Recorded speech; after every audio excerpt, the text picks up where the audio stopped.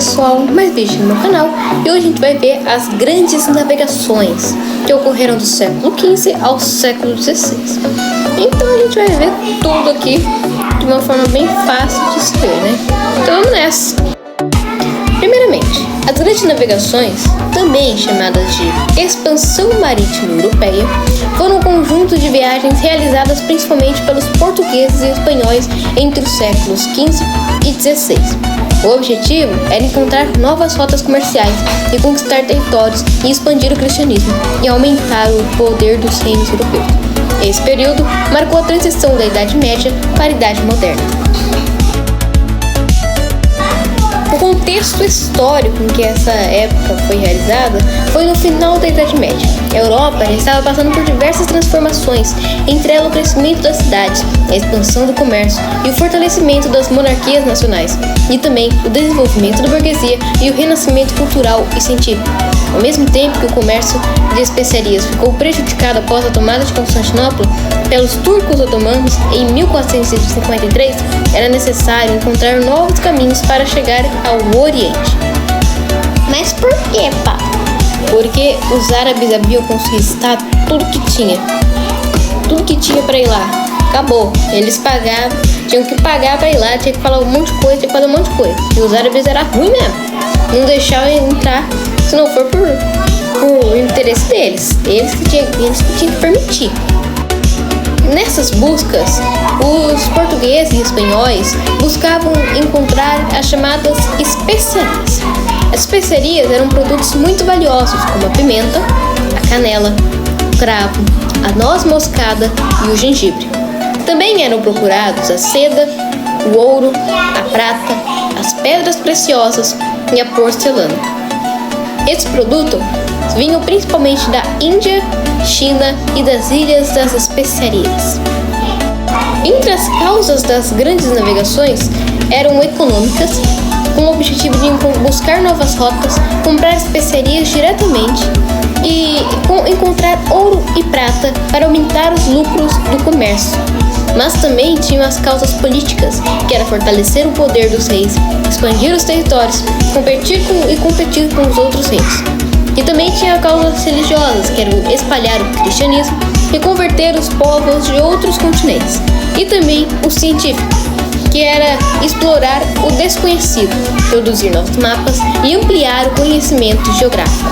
Portugal, entretanto, ele foi o primeiro país a investir nas navegações, porque possuía boa localização geográfica, tinha experiência na pesca e desenvolveu excelentes grandes navegadores, e era um reino politicamente estável e recebia o apoio da burguesia. Nesse momento,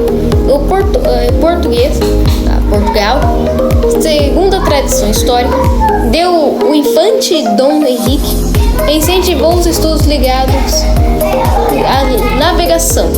Ali reuniu cartógrafos, astrônomos, matemáticos e marinheiros. Eles aperfeiçoaram técnicas de navegação na chamada Escola de Sagres. As grandes navegações só foram possíveis graças a diversas invenções, entre eles a caravela, que era um navio leve, muito resistente, fácil de manobrar e capaz de enfrentar o oceano. A bússola, que buscava o norte magnético. O astrolábio, que media a posição dos astros para calcular a latitude. O quadrante, que auxiliava na orientação marítima. As cartas náuticas, que eram mapas próprios para a navegação. E a ampulheta, que media o tempo durante a viagem. As grandes navegações portuguesas vão começar em 1415, na conquista de Ceuta, que foi o primeiro grande passo português. Lá houve a exploração da costa africana. Os portugueses navegaram cada vez mais ao sul da África. Mas passando mais para frente, em 1488, Bartolomeu Dias dobrou o Cabo da Boa Esperança, provou que existia uma passagem para o Oceano Índico. Passando mais para frente, em 1498, Vasco da Gama chegou à Índia, abriu a rota marítima das especiarias. Já em 1500, que você provavelmente já deve saber, chegou ao território que mais tarde seria chamado de Brasil. Enquanto isso, a Espanha também entrou nas disputas um pouco mais tarde. quando o grande navegador espanhol foi Cristóvão Colombo. Em 1492, Colombo atravessou o Oceano Atlântico, acreditando que chegaria às Índias. Na verdade, chegou ao continente americano. Com toda a briga para explorar o continente americano, Portugal e Espanha tiveram que fazer um tratado, o Tratado de Tordesilhas. Em 1494, Portugal e Espanha dividiram as terras que seriam descobertas em uma linha imaginária que foi traçada para 180 graus depois de Cabo Verde. A leste ficariam as terras pertencentes a Portugal, a oeste as terras pertencentes à Espanha. Essa divisão ajudou Portugal a reivindicar parte atual do Brasil. Entre os principais navegadores estavam o Infante Dom Henrique, Bartolomeu Dias, Vasco da Gama, Pedro Álvares Cabral, Cristóvão Colombo, Fernão de Magalhães, Juan Sebastián Elcano. Eles foram grandes navegadores. Já em 1519, Fernão de Magalhães iniciou a primeira viagem ao redor da Terra.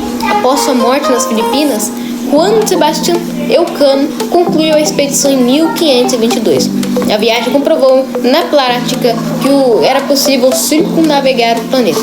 Essa foi a primeira volta ao mundo, literalmente. Com tudo isso, com todas essas navegações grandes, fortes, houve também algumas consequências.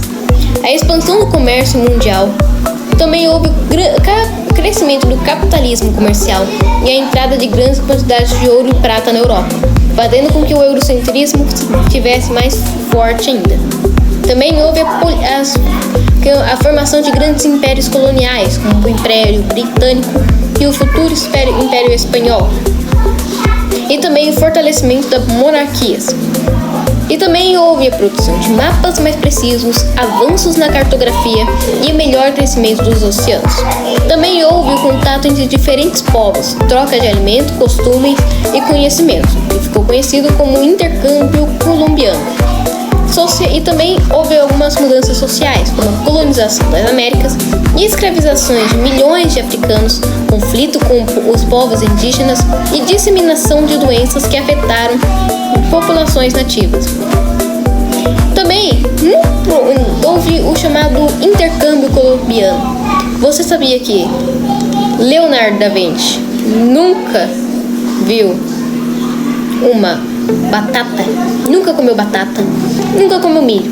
Portanto, a América levou para a Europa batata, milho, tomate, cacau, abacaxi, mandioca e tabaco. E a Europa, por sua vez, deu cavalos, que estavam em extinção na América, deu gado, trigo, cana-de-açúcar, mais tarde café e ferramentas de ferro.